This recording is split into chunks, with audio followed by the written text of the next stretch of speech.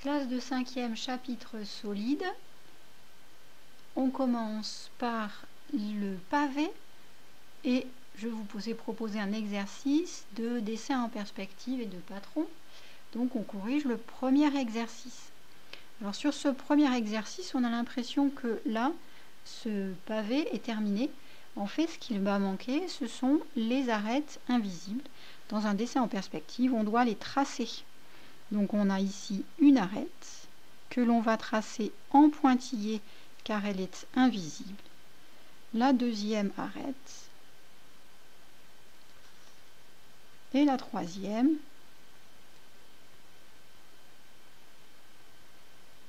Voilà ces arêtes.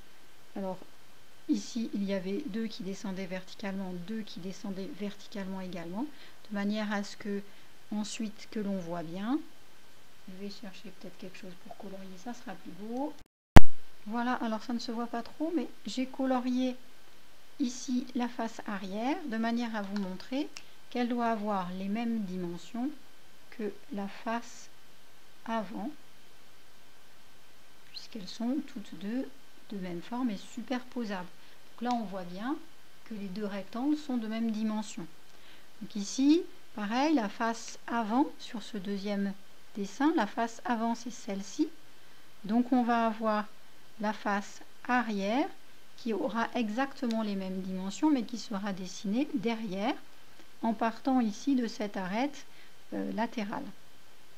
Donc ici on a un rectangle de 3 carreaux sur 2 carreaux, ce qui signifie que la face arrière a aussi une dimension de 3 carreaux sur 2 carreaux.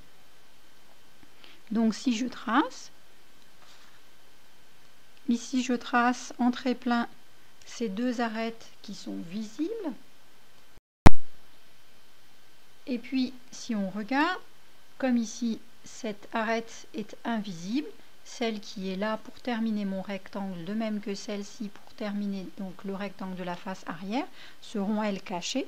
Donc je vais les tracer en pointillé. Voilà, ici et là. Il ne me reste plus qu'à relier les sommets, les trois sommets 1, 2 ici et 3 à la face avant, en faisant bien attention que cette arête latérale ici doit être en pointillé puisque c'est une arête cachée. Voilà ce que l'on obtient. Ce pavé est donc terminé. J'ai bien relié chacun des sommets par une arête latérale qui était une diagonale de carreau et la face arrière ici a bien exactement les mêmes dimensions que la face avant. Le dernier dessin de cette série, encore une fois je cherche la face avant. Alors la face avant c'est celle-ci. Ça ne peut pas être celle-là puisque celle-là, vous voyez, elle est déjà bien commencée, mais là il y a des pointillés, ce qui signifie que ça c'est une arête cachée. Donc une arête cachée ne peut pas appartenir à la face qui est devant nous, puisque la face qui est devant nous, c'est la seule que l'on va voir intégralement et sans déformation. Donc cela signifie que la face arrière, ça va être celle-ci. La face arrière a toujours deux arêtes visibles et deux arêtes invisibles. Puisque deux arêtes visibles sont tracées, je trace celle-ci en invisible. J'ai bien la face arrière et la face avant qui sont deux rectangles de même dimension, 4 carreaux sur 3 carreaux. Il ne me reste plus qu'à joindre le sommet de la face arrière avec le sommet de la face avant qui lui correspond pour terminer mon dessin, sachant que cette arête ici est une arête qui sera complètement à l'intérieur, donc en pointillé.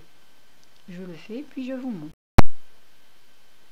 Alors voilà ce qu'on obtient finalement, et on a bien toujours trois arêtes invisibles qui sont dessinées en pointillé, et dans les trois arêtes invisibles, il y en a donc toujours deux qui appartiennent à la face arrière, et une qui est une arête latérale.